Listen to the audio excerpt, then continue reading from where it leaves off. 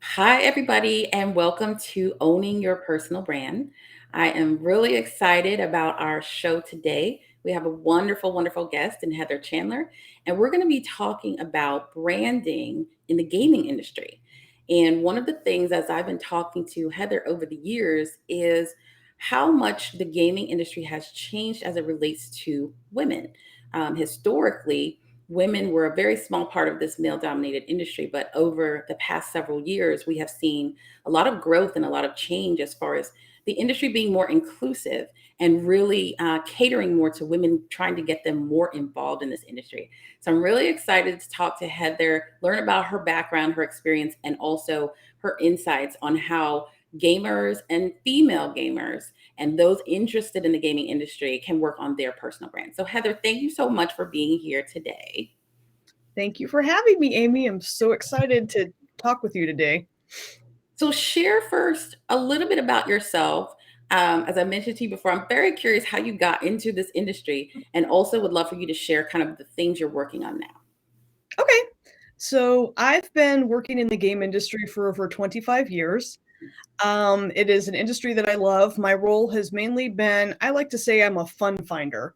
So I'm basically a video game producer, but I work with teams to help them find the fun in the game ideas that they want to make and bring to life. So I started my career at Activision, and then I've worked at Ubisoft, Electronic Arts, and I was also at Epic Games for 3.5 years as the senior producer on Fortnite. I've worked with a ton of independent game studios. I've worked with educational games, with games that want to have an impact for a cause. I've done pretty much everything. I've released games on every platform imaginable, including the original PlayStation.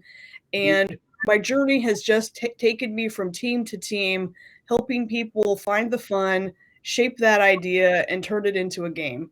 And it is not something that I planned as far as how did I get into the industry. I had graduated from college and I was living in California, and I was applying to various places, for that first big job out of college. And I ended up at Activision. And when I started working there, I was lowest person on the totem pole, a production assistant. But I got sort of the on the job education of how you make video games. And when I realized that games were a combination of technology, entertainment, and most importantly, the people who make them, it was a really great fit for what I was looking for in a job. And I just kind of stuck with it because every day I would go in and learn something. I'd get to work on some really exciting projects. I met people that were very smart and bright and all had a lot of passion and enthusiasm for everything that they did. And so that's basically how I got into the industry.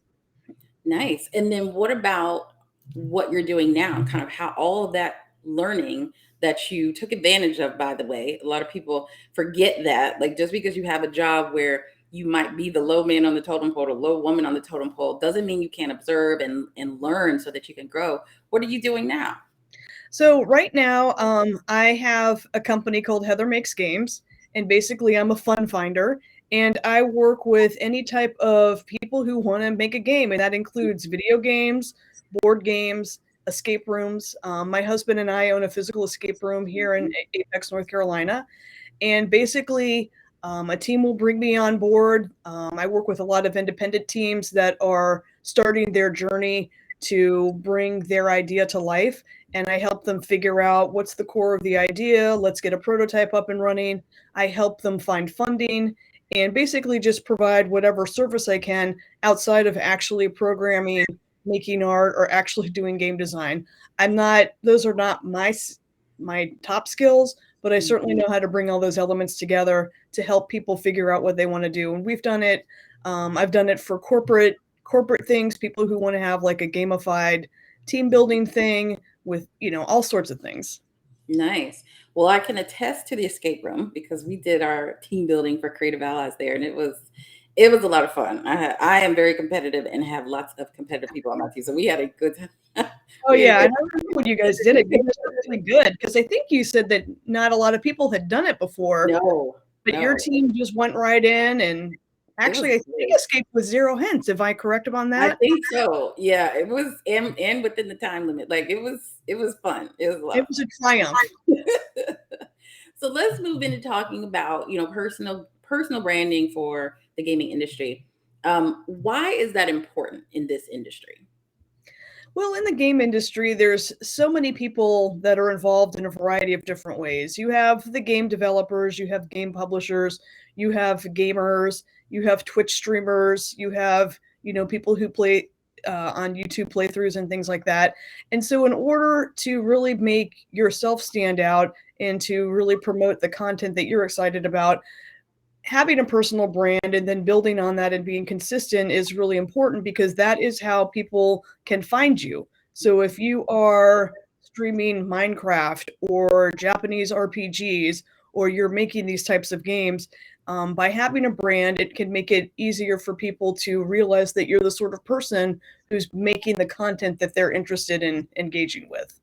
Yeah, which is interesting because one of the things, or one of the reasons I love this topic, it really applies to everyone. And so, even though what you said is very specific to a certain industry, it's really for everybody because whatever your industry is, if you want people to find you or need people to find you, whether you run a business, whether you're looking for a job, you have to have that brand. You have to be able to develop it and stand out amongst other people. So, I appreciate that for sure.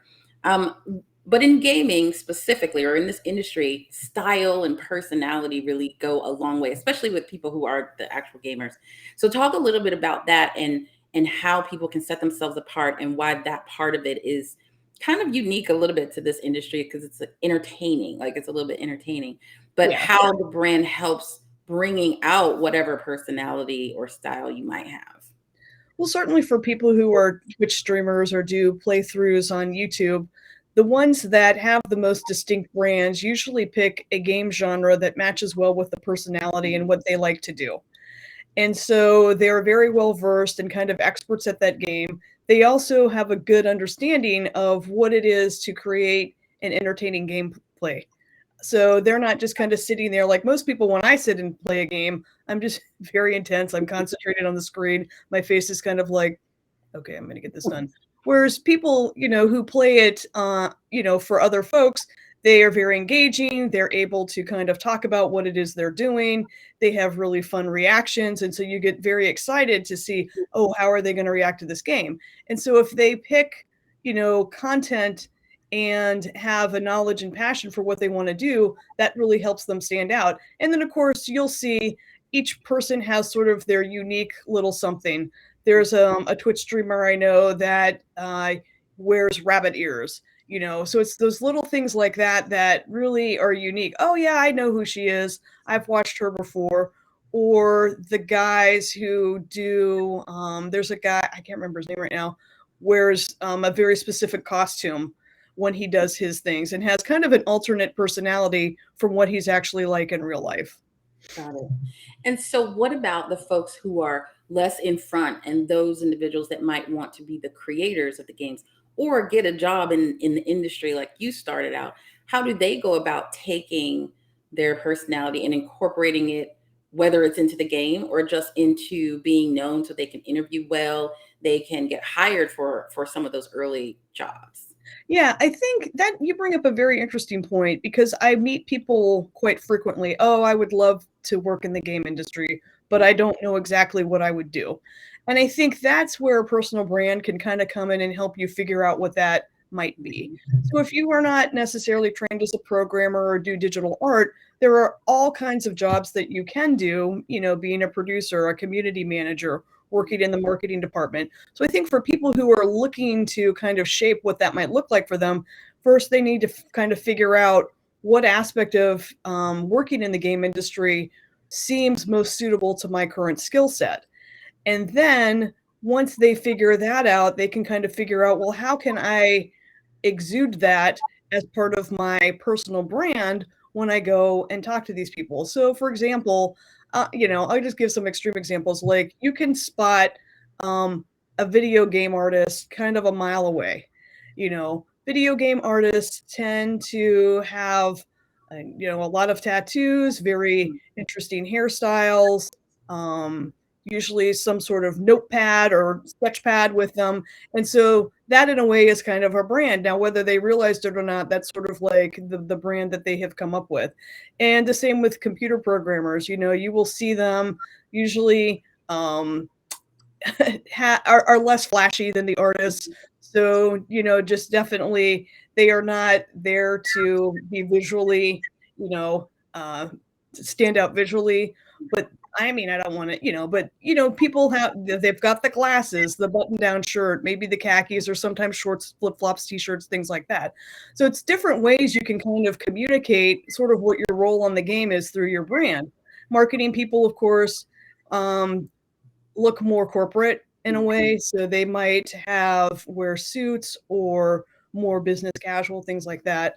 I'd say as a producer, for my personal brand as a producer, I always wore, just sort of very business casual sorts of things because you want to strike the right balance of like, yes, I know how to get this project done and get everything organized and make sure that this all happens, but also remain approachable for your teammates so they don't just look at you as some sort of corporate suit that's spying on them and whatnot.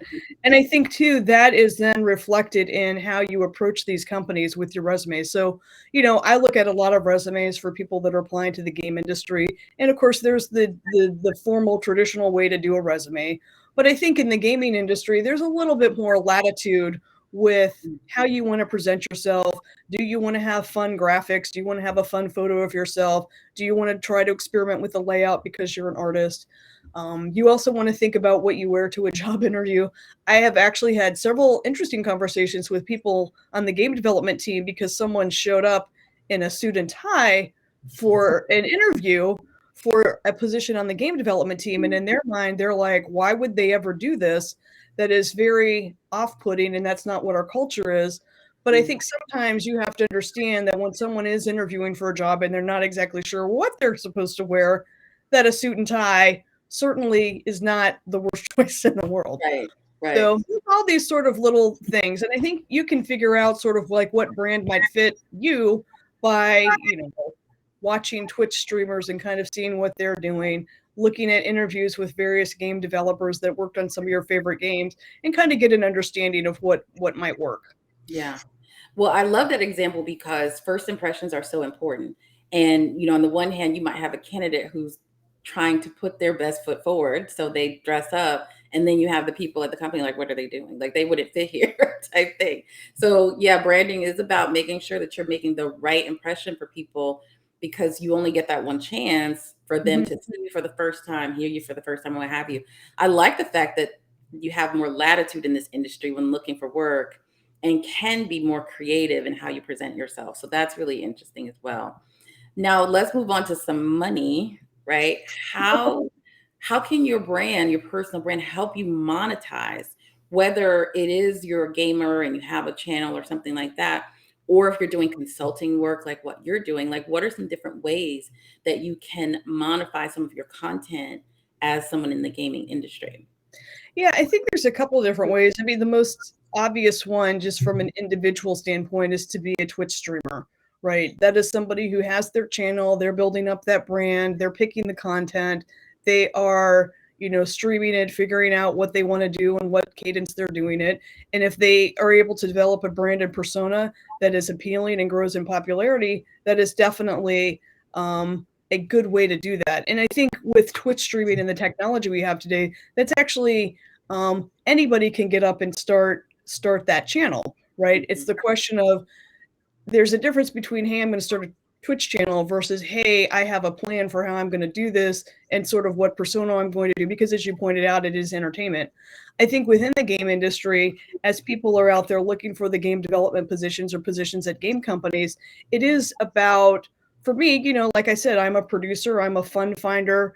It has taken me a while to kind of figure out like that's what my brand is, because as a consultant, I have to go out there and people need to understand how I can help them. Because if you say game development consultant, that's kind of like, well, I'm not exactly sure what that means because it could mean anything. But if you say fun finder and, working with teams or product, producer, people get an understanding that you're there to help shape and manage a team and get something out to launch. Got it. No, that's good. Well, I like the title Fun Finder. So I think if you work in an industry where you can pick titles like that, I think that's pretty good. That's true. So back to females in this industry. What are some advice you would give to people, regardless of which area they might be interested in? But as you mentioned before, they just know they want to be in the industry, but they don't know where to get started. So what advice would you give people like that?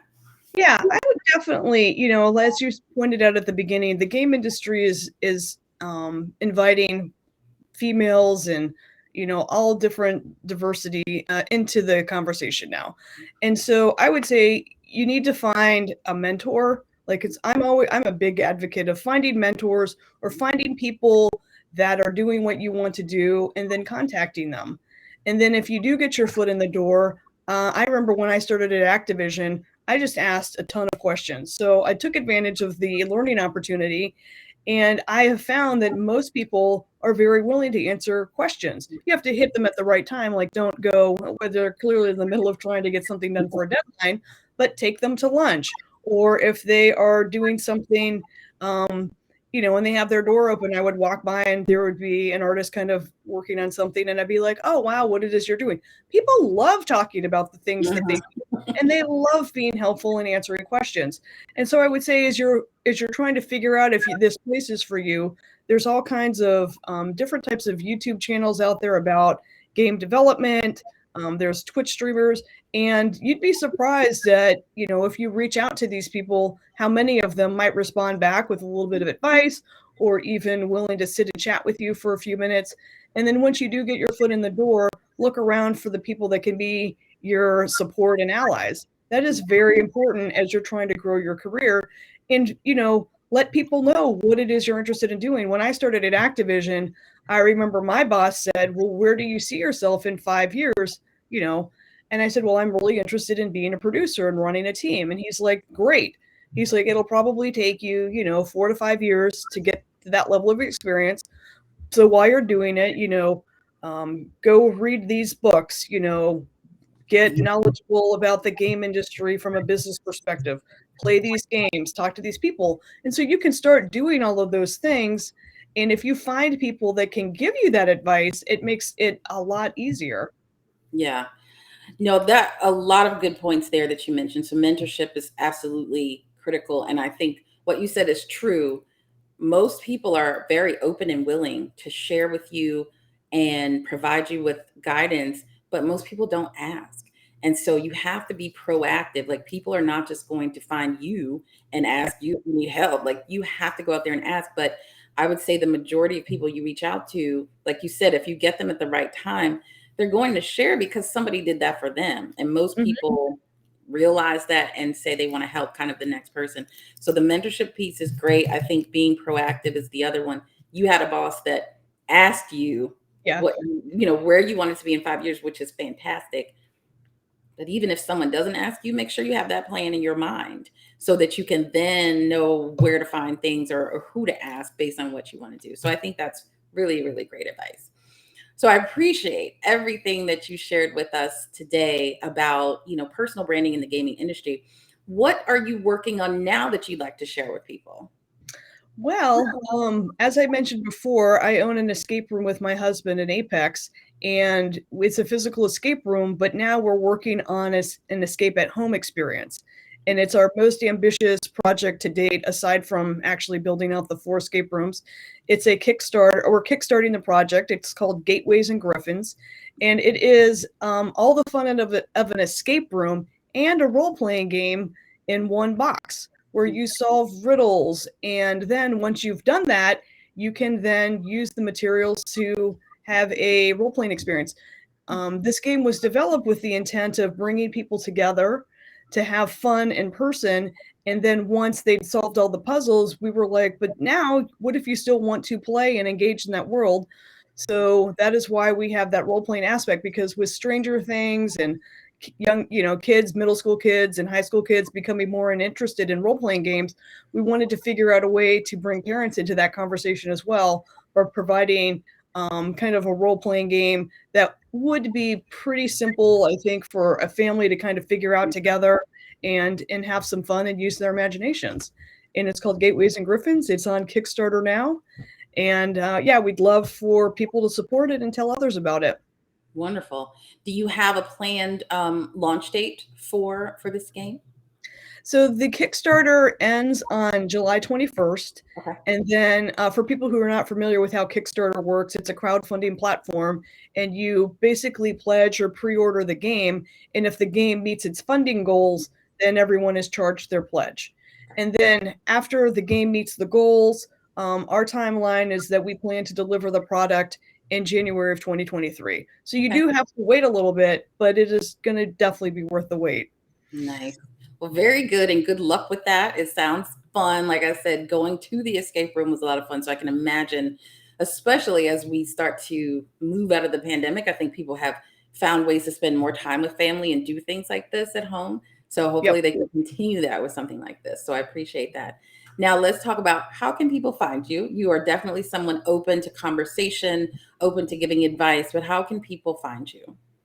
LinkedIn's the best way. So I'm pretty active on LinkedIn, and that's how I communicate with people. So you can definitely check me out there. And if you're interested in the Kickstarter, I do have the link in my LinkedIn if you want to check that out. Perfect. Well, Heather, thank you so much again for joining me today. And I appreciate all of the advice and insights that you've shared with personal branding for people interested in or already in the gaming industry. And as always, I believe strongly that everyone has a brand, and it's really up to you to make sure you own it so that someone else does not do that for you. So, owning your personal brand is something that everybody should focus on, no matter what age you are, no matter what industry you're in. You really should focus on that to help you make that great first impression, but also help you stand out in the crowd of your peers. Thank you again for joining us. We will be back next week with another show. Thank you.